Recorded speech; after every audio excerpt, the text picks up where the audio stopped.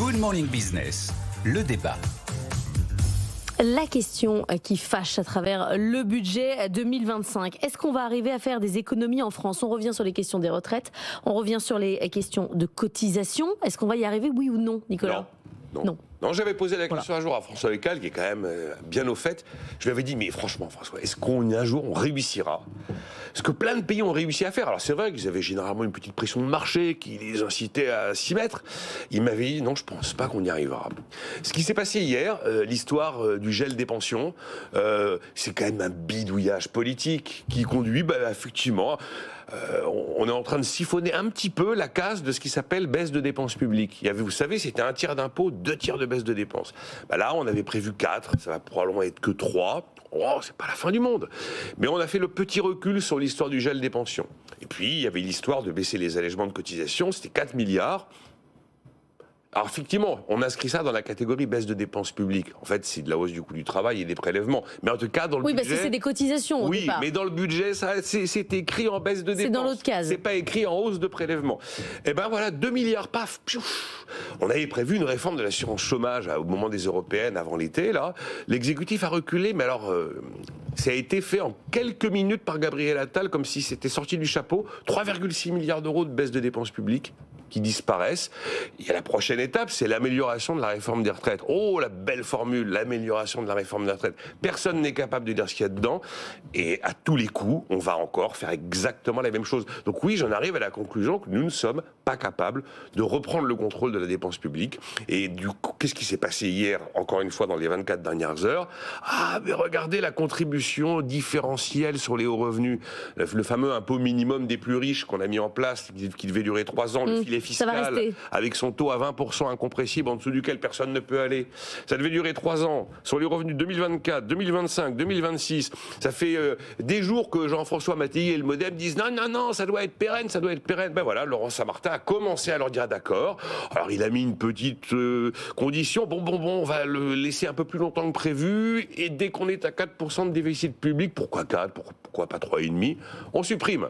Bon, je vous rappelle que le petit frère ou l'ancêtre, la CEHR, la contribution exceptionnelle sur les hauts revenus mise en place par Sarkozy et Fillon en 2011, devait durer 1 an ou 2.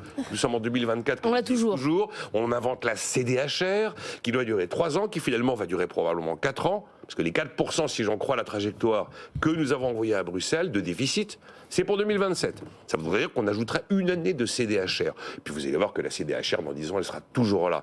Donc j'en conclus qu'effectivement, on arrive avec des intentions déjà un peu bricolées, et que même avec ces bricolages, on n'arrive pas à tenir le cap. Après, je pense que c'est plutôt pas mal d'éviter d'alourdir le coût du travail sur les bas salaires, parce que c'est quand même destructeur d'emplois. Oui, ça c'est encore un autre sujet. Mais est-ce que ça veut dire, Jean-Marc Daniel, qu'on ne sait en France, peu importe le bord politique duquel on est, que faire des impôts? On ne sait rien faire d'autre. Alors c'est la grande tradition, effectivement. C'est vous sommez des fonctionnaires et vous en récupérez des impôts. C'est ce que disait Clémenceau. On est quand même à 57% de charges, enfin de dépenses publiques dans le PIB depuis 2023, qui est le dernier moment clair, net, qui a été authentifié par l'INSEE. La dépense publique était 1591 milliards. Dans le projet de budget, on passe à 1699. En 2 ans, non seulement on ne baisse pas la dépense publique, mais on l'augmente de 108 milliards. Donc il y a un moment où effectivement la question va se poser, notamment vis-à-vis de nos partenaires européens. Est-ce que c'est tenable? Est-ce que c'est supportable? Est-ce que c'est soutenable, pour reprendre une expression américaine? Et donc je pense qu'il faudra en passer par les baisses de dépenses. Ça s'est fait, alors il y a très longtemps, 58-59, sous la pression effectivement du FMI, on a fait ces baisses de dépenses, et c'est De Gaulle qui a assumé ça. Le plan IRF Épinay. Et donc effectivement, c'est la pression extérieure qui nous obligera à revoir. La dernière fois qu'on a baissé les dépenses, c'était en 58. Par rapport au PIB, on a baissé les dépenses en 58 et en 83. Et en 83, donc, on a baissé un peu des dépenses qui avaient considérablement augmenté en 81. Donc il y avait une part qui était une part de retour en arrière par rapport à ce qui avait été fait en 81-82. Et depuis, effectivement, les dépenses publiques n'arrêtent pas d'augmenter. Alors de temps en temps, il y a un petit décrochage, mais la tendance est à l'augmentation. Et on a atteint 57% du...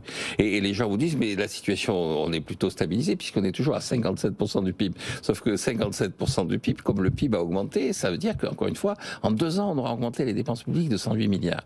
Alors comment il faut faire? D'abord, il faut avoir un gouvernement. Donc c'était un peu le débat. Est-ce que nous allons avoir Mario Monti? Bon, non. La réponse est non. On a plutôt Henri Queuille. Je sais pas si Henri Queuille. Queuille. Alors là, faut y aller, Jean-Marc. Oui, Henri Queuille, c'était le président du Conseil sous la 4e République, dont on disait qu'il avait une force et qu'il ne faisait rien. Et quand on lui disait mais vous ne faites rien, il disait mais le temps résout tous les problèmes. Il suffit d'attendre. Mais là ils font pas rien, ils augmentent les prélèvements.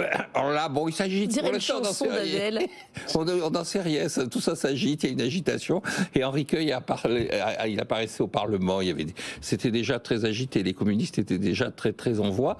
Et il disait il suffit d'attendre. Rassurez-vous, demain sera là et on résoudra le problème demain. En attendant. Donc on est un peu dans cette phase-là.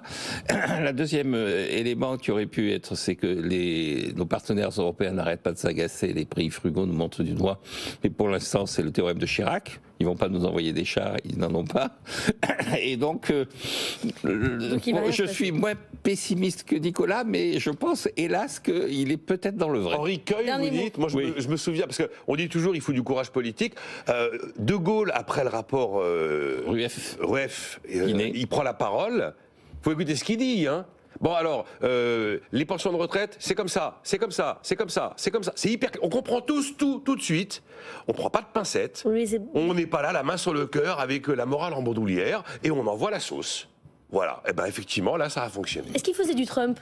Non, je pense pas. Non, ni De Gaulle en 58, ni Mitterrand en 83 n'étaient sur la ligne de Trump. Il parlait correctement et sans vulgarité.